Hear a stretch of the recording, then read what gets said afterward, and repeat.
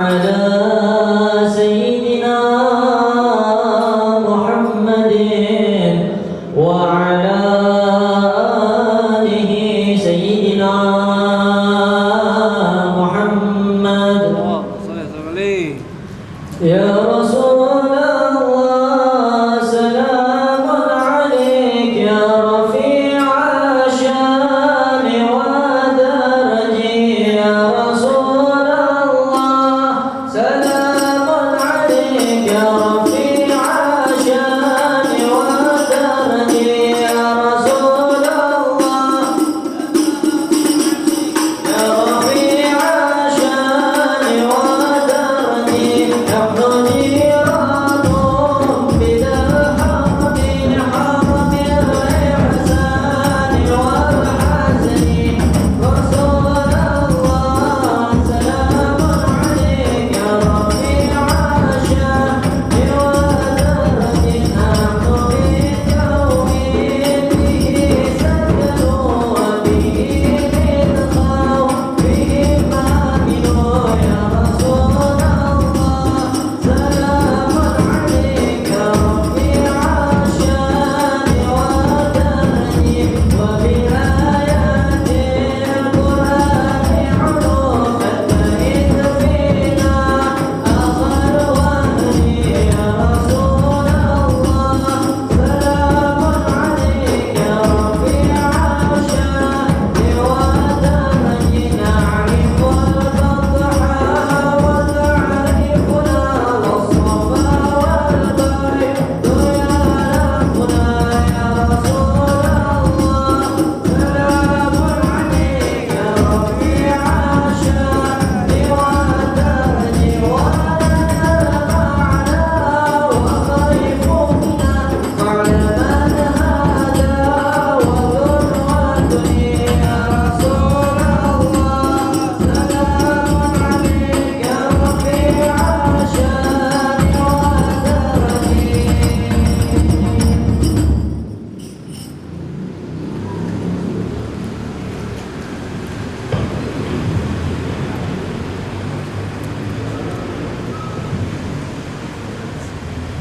Assalamualaikum warahmatullahi wabarakatuh. Bismillahirrahmanirrahim. Alhamdulillah wassalatu wassalamu ala sayyidina Rasulillah sayyidina Muhammad bin Abdullah wa ala alihi wa sahbihi wa man wala. Amma ba'du, puji dan syukur kepada Allah Subhanahu wa taala, dan semoga Allah curahkan salawat serta salam kepada Nabi Muhammad sallallahu alaihi wasallam. Dan sebelumnya kami ucapkan terima kasih untuk Kiai kita, guru kami Al-Ustaz Kiai Abdul Hai, atas pencerahan dan sedikit dari ilmu yang beliau bagikan kepada kita di hari ini. Semoga Allah Subhanahu wa taala berikan beliau kesehatan dan afiat dan keberkahan di sisa hidupnya dan panjang umur insyaallah. Amma ba'du ayyuhal ikhwan, sesungguhnya Nabi besar Muhammad sallallahu alaihi wasallam pernah bersabda, la tahqiranna minal ma'ruf syai'a walau an talqa akhaka biwajhin talib. Nabi mengatakan jangan pernah kita meremehkan amalan yang baik, walaupun amalan tersebut kelihatannya kecil di depan mata kita. Apa itu contoh amalan yang kecil? Menemui atau ketika kita papasan sama teman kita, kita memasang wajah yang riang atau wajah yang menyenangkan orang yang melihat wajah kita. Ini kata Nabi besar Muhammad, jangan diremehin hal seperti ini. Karena apa? Allah katakan, wa man ya'mal mithqala dzarratin syarran yarahu wa man ya'mal mithqala dzarratin khairan yarah. Orang yang mengamalkan amalan yang kecil akan melihatnya di hari akhirat nanti. Dan yang mengamalkan amalan buruk itu juga akan melihatnya di akhirat nanti. Jadi jangan pernah meremehkan suatu amalan yang kecil maupun yang besar. Terus apa itu amalan?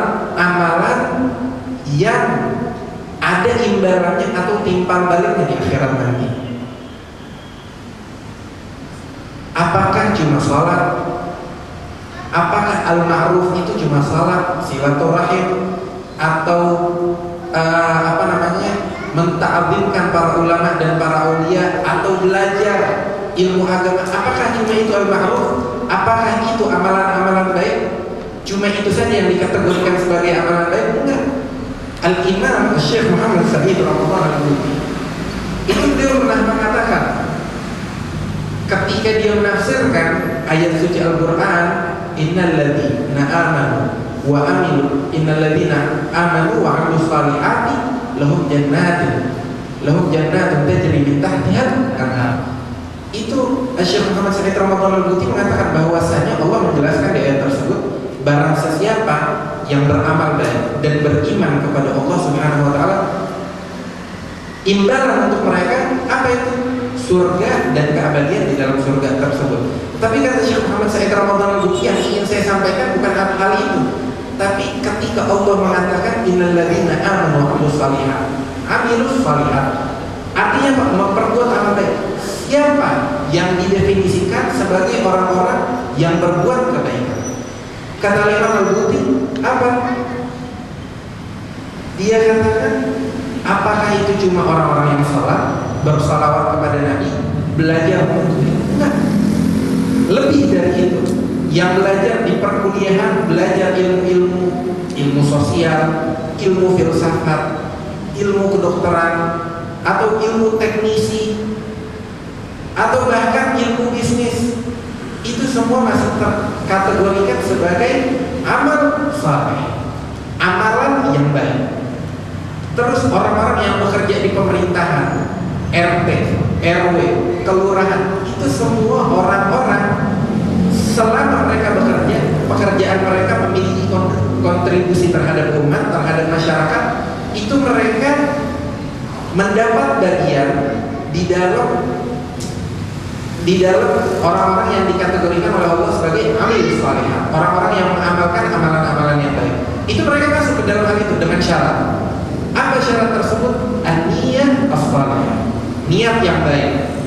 Ketika dia bekerja, contoh, gak usah jauh-jauh, tukang sampah kerja.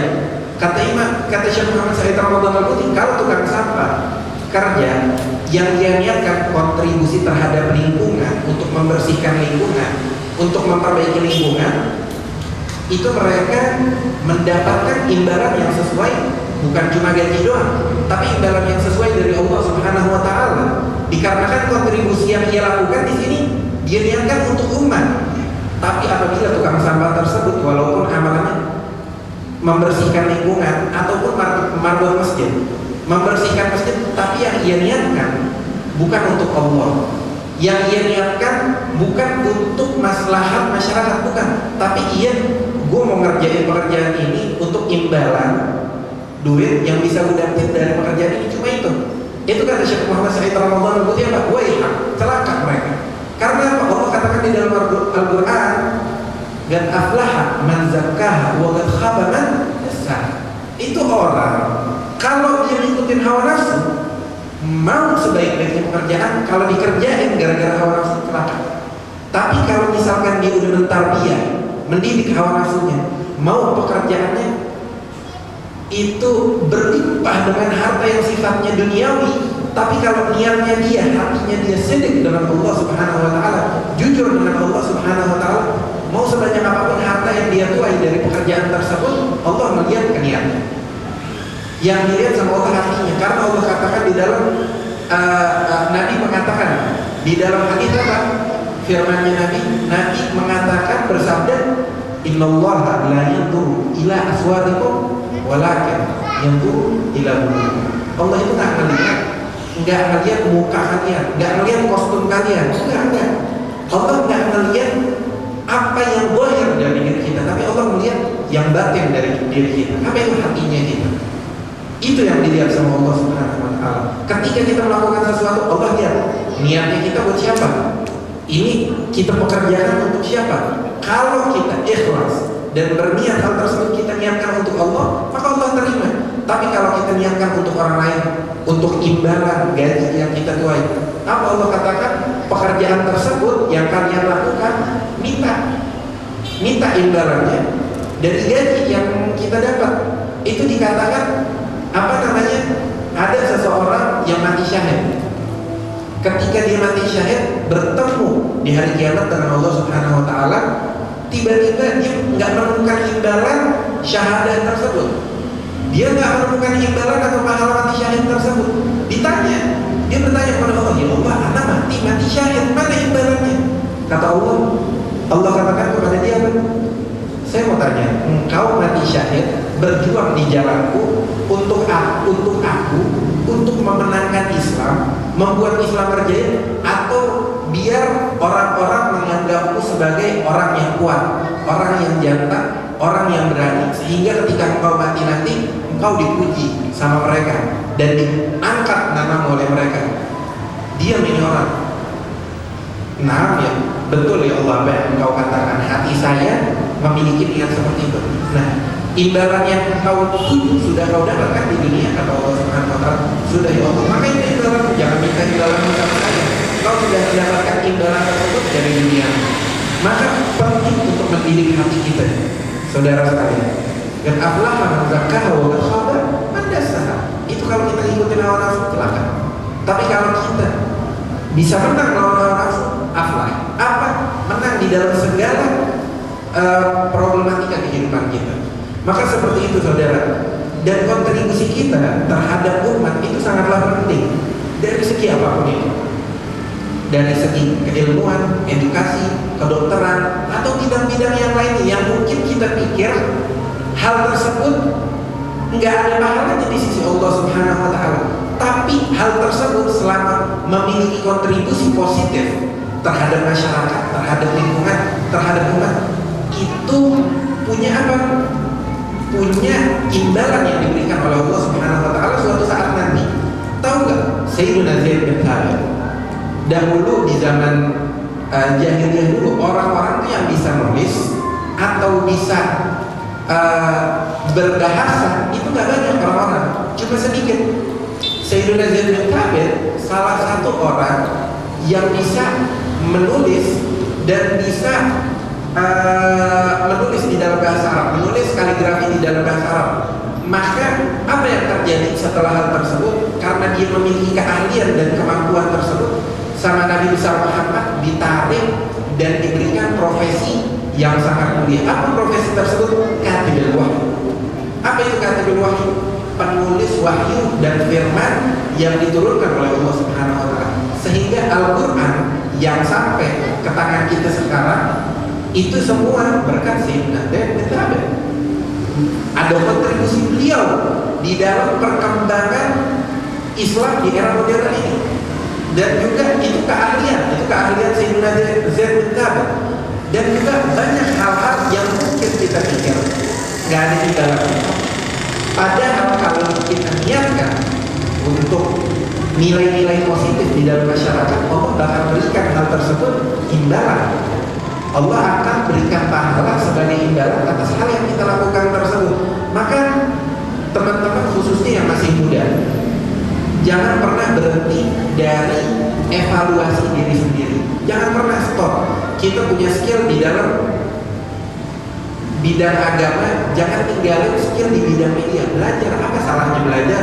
Apa salahnya belajar di dalam bidang media, bidang konten, apa namanya di zaman sekarang, konten kreator.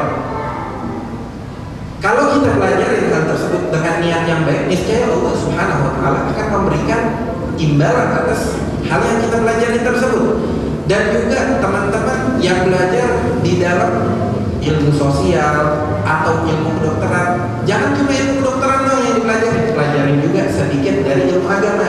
Hadir pengajian sama Kiai Abdul Hai walaupun cuma sedikit. Ustaz, Habib, anak nggak punya waktu kecuali 1 minggu sekali. 1 minggu sekali juga jadi ya berarti 2 minggu sekali, akhir 2 minggu sekali juga jadi belajar apa namanya, belajar ilmu agama, belajar baca ayat suci Al-Quran, belajar sedikit tentang ilmu agama dari matan apa namanya Adi Syuja, syarahnya Fathul Bari, itu dipelajarin sedikit-sedikit. Nggak harus apa namanya, nggak harus langsung banyak belajar kitab Minhaj atau belajar kitab Fathul Mu'in. Yang penting shaghairul umur, hal-hal yang perkara-perkara yang kecil kita tahu. Makanya penting bagi generasi zaman sekarang, khususnya para pemuda, untuk bisa menguasai, bukan menguasai satu bidang, enggak. Betul, dia bisa menguasai satu bidang, tapi seenggaknya mengetahui sedikit dari beberapa hal di setiap bidang itu penting.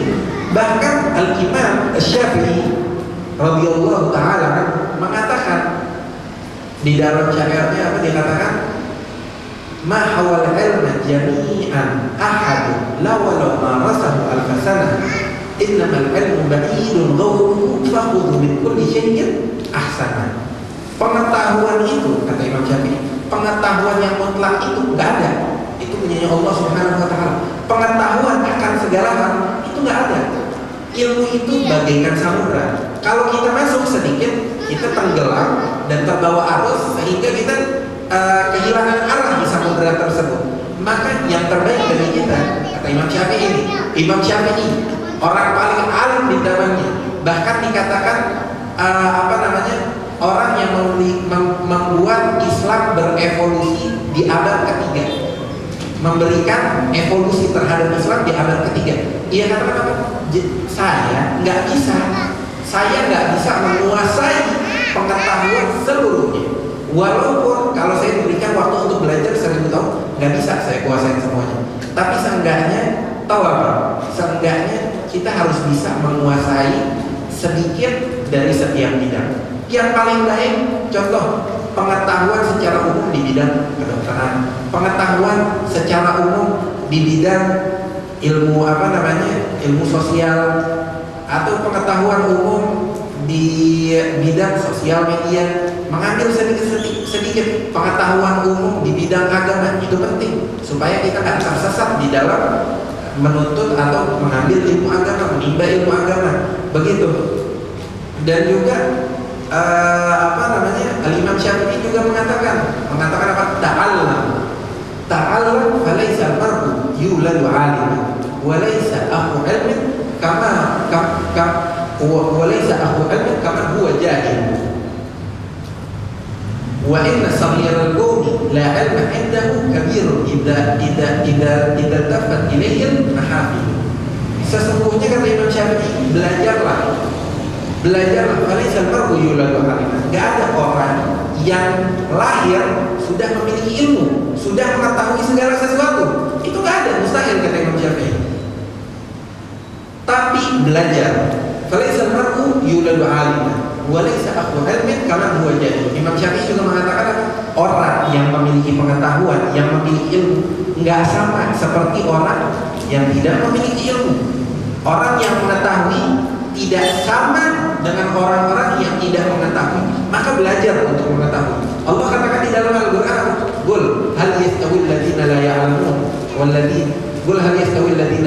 wal ladzina la ya'lamun?"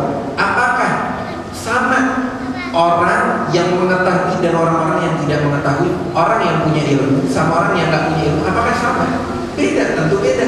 Maka harus ada di dalam diri kita keinginan, ambisi untuk menuntut ilmu, apapun bentuk ilmunya, ilmu agama, ilmu sosial, atau ilmu umum lainnya. Kita harus punya ambisi, khususnya sebagai masyarakat atau generasi muda di zaman sekarang. Zaman ini perkembangannya cepat. Kalau kita nggak ngikutin perkembangan zaman, kita bisa ketinggalan zaman. Bahkan dikatakan oleh para masyayikh kita, Ustaz, itu banyak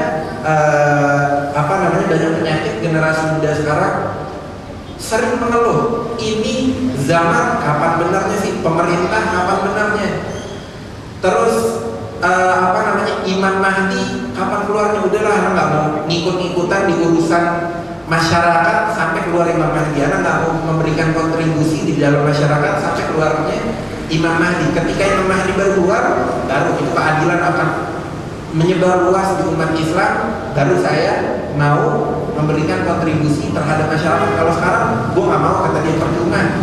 Yang ada gue dibohongin, yang ada pemerintah korup. Itu kata guru-guru kami apa? Ini orang-orang yang kayak gini, golongan yang seperti ini. Kalau Imam Mahdi keluar, Imam Mahdi nggak akan memanfaatkan mereka. Pemuda-pemuda yang seperti ini, yang nggak ambisius, yang tidak ingin belajar, yang tidak ingin berubah, berevolusi. Pemuda yang seperti ini, kata guru-guru kami, itu ketika Imam Mahdi keluar, Imam Mahdi gak bakalan menggunakan mereka, gak bakalan memanfaatkan mereka. Imam Mahdi bakal mengambil pilihan-pilihan yang lebih baik, pilihan-pilihan yang lebih memberikan kontribusi terhadap umat. Seperti itu, saudara-saudara sekalian. Maka Jangan pernah lelah untuk belajar, jangan pernah lelah untuk menuntut ilmu. Jangan kita kasih batasan terhadap diri kita. Teruslah belajar, teruslah mengedukasi diri kita sendiri, dan teruslah mendidik hawa nafsu kita. Pegang kata-kata yang diturunkan oleh Allah Subhanahu wa taala, "Qad aflaha man zakkaha wa qad khaba man dassaha." Orang yang menang adalah yang menang lawan hawa nafsu. Orang yang celaka adalah yang tidak bisa menjinakkan hawa nafsu mereka. Maka kita minta kepada Allah Subhanahu wa taala agar memberikan kita taufik dan hidayah di dalam mendidik hawa nafsu kita, dan juga semoga Allah Subhanahu wa taala memberikan kita keberkahan di dalam hidup kita, dan juga Allah Subhanahu wa taala memberikan kesehatan terhadap keluarga dan kerabat kita. Allah berikan kabul terhadap hajat-hajat yang kita panjatkan kepada Allah Subhanahu wa taala. Semoga Allah mengabulkan hajat kita, dan juga semoga Allah Subhanahu wa taala terus menjaga saudara-saudara kita, kerabat-kerabat kita, keluarga kita, dan anak-anak kita di dunia ini dan di akhirat nanti. Dan semoga Allah Subhanahu wa taala menjadikan kita sebaik-baiknya pengikut kepada Nabi besar Muhammad, sehingga kita nanti di akhirat dikumpulkan bersama guru-guru kita, bersama Nabi besar Muhammad sallallahu alaihi